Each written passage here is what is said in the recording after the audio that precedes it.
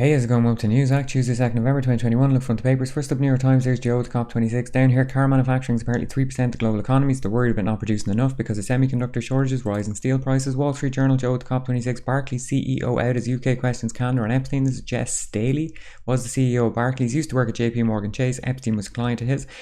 He said he wasn't that good of a friend with Epstein, but it turns out he was. He visited him in prison. He even went down to Little St. James, not on the Lolita Express, but on his own yacht. And the regulators have found that was a bit no bueno, so he's now parting ways with Barclays. Worth noting that Barclays are down 10% for the year, so probably was a bit easier to give him a shove. China pens 30,000 visitors in a park after COVID-19 case. Love to see it. That was at Shanghai Disneyland. USA Today, astute viewers will recognise this as the cover we featured yesterday. For some reason, they put it up on a website yesterday, Monday, as Monday's cover. New York Post, there's Sleepy Joe at COP26. I mean, if you ever travelled transatlantic, you know the jet lag feeling. Imagine that when you're nearly 80. This is basically elder abuse. That man should be sat home with a blanket around him and a cup of tea. National Post from Canada, there's a poppy on the front. China, Paul McCartney, Veterans Day, Grandma meeting at the party down the bottom. Quote from Fidel, there will be no development in any underdeveloped country without socialism. Sadly, probably true. Thank you, Fidel. Star of South Africa, low voter turnout. That's the local municipal elections happening at the moment. Jerusalem Post, Bennett fist bumping Boris at the COP26. Tehran Times, Joe at the COP26.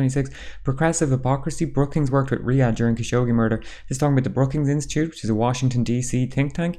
It was found that they were funded mainly by foreign governments, including Qatar was one of their biggest donors. Apparently they signed a memorandum of understanding with the Saudis to analyse the Saudi think tank economy, let's say, how the think tanks perform, their weaknesses, their strengths, that type of thing. But out of the other side of their mouth, they were condemning the Saudis for the murder of Khashoggi. So I think Tehran Times is pointing the finger between the links between American think tanks who influence policy and foreign governments like the Saudis. The India will achieve net zero emissions by 2070, says the Prime Minister. We might all be dead by then, Modi, but thanks anyway. The Australian horse racing war of words still going on over this $90 billion defence contract that got dropped between Australia and France. I think the current war of words is over who knew what when. Joe knew before Macron. Morrison knew before Macron, but he thought Macron knew before him. Speaking of Macron, there he is in the front of the Global Times, blaming Boris for a fart or something at the COP26. Irish Examiner, racing on the beach, up the top, lifestyle, slow down, more to life than the rat race. There is more to life than the rat race, but sadly everything we need in life for survival has been commodified, and in most countries if you don't work you're going to end up sick, homeless or dead. Irish Times, racing on the beach, COP26. Irish Independent, farming, vaccines, COP26. There's Greta speaking outside. Irish Daily Mail, antidepressants are worth the risk. Jesus Christ, I'm not a doctor, but I'd say you want to try something else before antidepressants.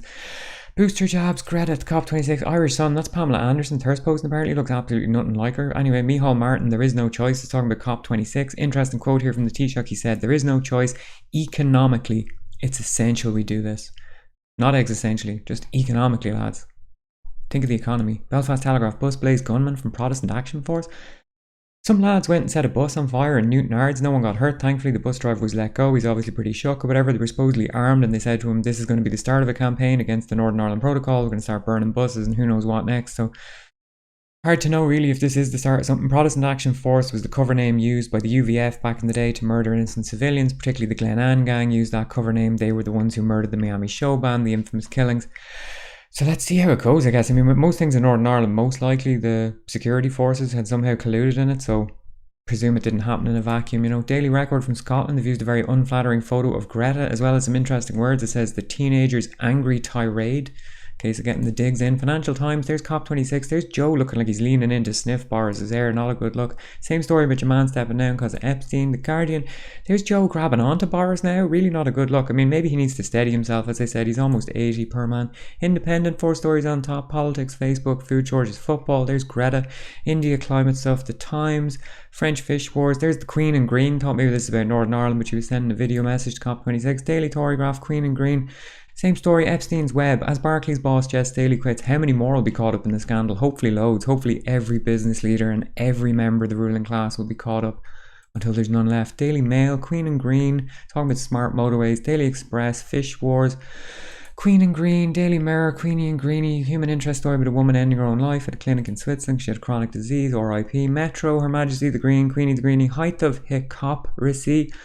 Talking about people flying in private yachts and flying in on jets, and hanging out in private yachts beforehand, like Bill Gates was celebrating his birthday in Turkey and then flew by helicopter or something to Glasgow. Daily Star, same story again, giving out the egos have landed. Why does Joe Biden have to travel in a 26-car motorcade? Well, spoiler alert, because there's people all around the world who would like to kill him and he needs to carry all those security people with him. Anyway, Julian Assange is still in jail in the maximum security Belmarsh prison without fair trial or due process.